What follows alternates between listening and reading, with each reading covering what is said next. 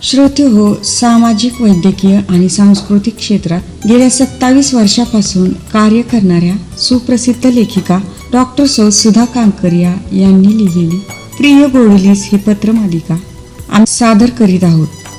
आता आपण ऐकूयात या पत्रमालिकेतील हे पत्र। सासू आई, प्रिय गोडली, अनेक उत्तम आशीर्वाद। आजीची प्राणज्योत विझली। तू ही 8 दिवस घरी राहून गेलीस। आजीच्या इच्छेप्रमाणे नेत्रदान झाले।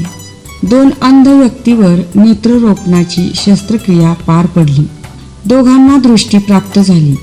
आपल्या आजीच्या डोळ्याने ते आता हे जग पाहत आहेत। कालच घरी येऊन गेले। त्याचे हृदय भरून आले होते। ओल्या डोळ्यांनी त्यांनी कृतज्ञता व्यक्त केली व भरभरून आशीर्वाद देऊन गेले। खरंच किती योग्य काम केलंय आजीनं। आयुष्याच्या शेवटच्या क्षणीही दुसऱ्याचा विचार केला, भावनेच्या आहारी जाऊन दुःख करीत बसली नाही।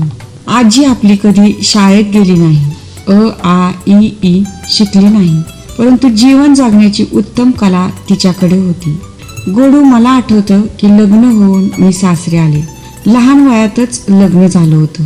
नवीन घर, नवीन माणसे, नवीन वातावरण, सर्वच नवीन। शिवाय तुझ्या बाबांनाही मी लग्नाआधी कधी पाहिले नव्हते।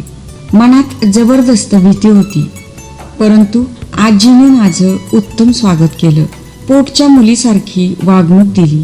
सासूची आई झाली। नवीन चालीरीती मायेने शिकवल्या। नवनवीन पदार्थ करायला शिकवले।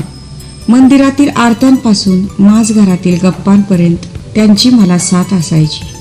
एवढेच कशाला, बाबांचा स्वभाव मुळातच रागीट स्वभावावर मात कशी करायची हेही कौशल्य मला आजीने शिकवलं। एकदा तर लता बरोबर मंगळागौरीच्या कार्यक्रमाला गेले होते। तेथून यायला मला उशीर झाला। घरी आल्यावर बाबांनी डोळे मोठे केले, आवाज वाढवला। त्या दिवशी जेवणच केलं नाही, परंतु आजीनं माझीच बाजू घेतली आणि बाबांना समजावून सांगितलं। अशा अनेक आठवणी दाटून येतात। आज आजी नाही, पण तिचे अस्तित्व कायम जाणवते। सख्खी आई गेल्याची पोकळी निर्माण झाली आहे। घार हिंडते आकाशी, चित्त तिचे पिलापाशी। आज आजी जरी इथे नसली तरी तिचे चित्त मात्र आपल्याकडेच आहे असे वाटते।